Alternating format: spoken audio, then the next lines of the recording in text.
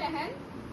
आज हमारे प्रभु को तीसरा दिन है, सुबह होने को है, हमें जल्दी कब्र पर जाना चाहिए। हाँ, सुबह होने को है और हमारे साथ रहेल में भी जाना था, वो कहाँ है? हाँ, बुलाओ उसे। रहेल, रहेल। हाँ बहनों, आपने मुझे बुलाया। हाँ, हमें कब्र पर जाना है।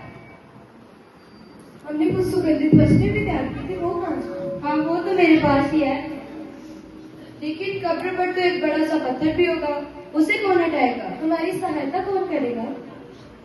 ये तो हमने सोचा ही नहीं। चलो चलो, कोई बात नहीं, बातें मत करो, हमें देर हो जाएगी। चलो चल।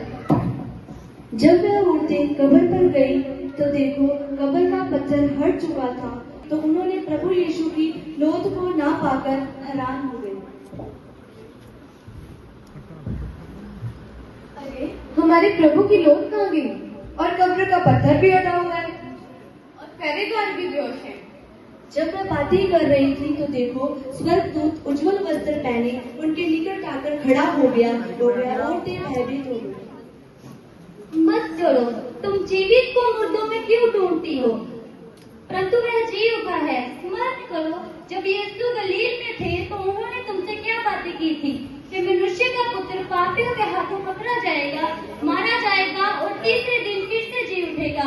जाओ और सबको बताओ। बहनों, ये सब क्या था? हमें जल्दी जाकर अपने भाइयों को बताना चाहिए। उसने कहा कि वह जी उठा है। नहीं आ रहा। चलो चलो, जल्दी करो। और वह औरतें आशा की और यीशु के बिना बेकार लगने लगा, तो वह आपस में बातें करते हुए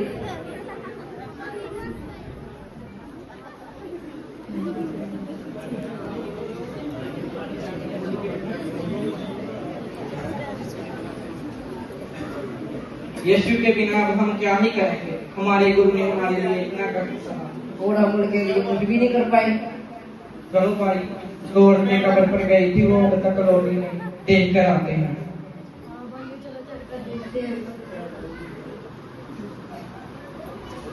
जब चेले जाने की तैयारी कर ही रहे थे तो जो बहनों को उससे समाचार मिला था वह जल्दी भाइयों के पास आती है।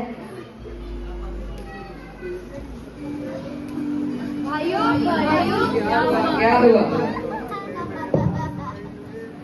भाइयों सुनो, जब हम प्रभु की कब्र पर गई, वहाँ पर प्रभु की लोथ नहीं थी और कब्र का पत्थर भी हटा हुआ था। वहाँ पर हमने एक उज्जवल वस्त्र पहने मनुष्य को देखा। उसने हमें बताया कि वह जी उठा है। जी उठा है? ये सब क्या बोल रहे हैं? हमें कुछ समझ नहीं आ रहा। पतरस, हमारा विश्वास करो। अगर तुम्हें हमारा विश्वास नहीं हो रहा तो खुद जाकर देखो। चलो चलो चलो। जब चेलों को बहनों की बात पर यकीन न हुआ तो वह उस बात की पुष्टि करते हुए कब्र पर जाते हैं।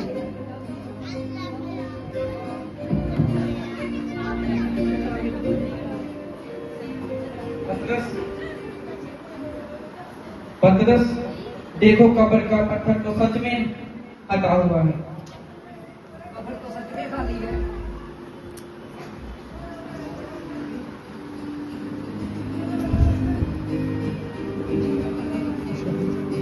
हे प्रभु, जो बातें तुमने मुझसे कही थी वो सच थी। प्रभु मुझे क्षमा करना, मैं आपको पहचान नहीं सका। जब पतरस को उस बात का एहसास हुआ कि उसने यीशु की कही हुई बातों पर यकीन ना किया था, तो वह यीशु से माफी मांगता है और अपनी गलती का एहसास करता है।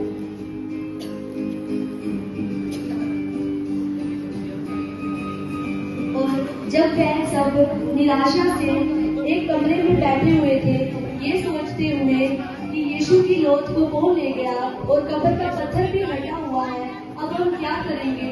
ना तो यीशु जीवित है और ना हमें उसकी लोथ मिल रही है। जब वह सब परेशान होकर बैठे ही थे, जब वह आपस में बातें कर ही रहे थे परेशान होकर, तो देखो यीशु स्वयं उनके मध्य में आकर खड़ा हो गया।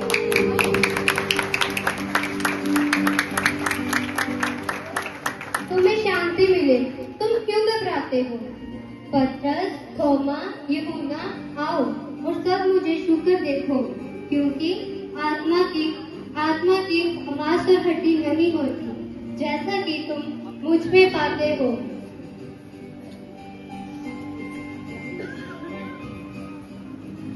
ये तो सच में हमारा प्रभु है। हाँ, ये तो सच में हमारा प्रभु है। तुमने तो मुझे छूकर मुझ पर विश्वास किया।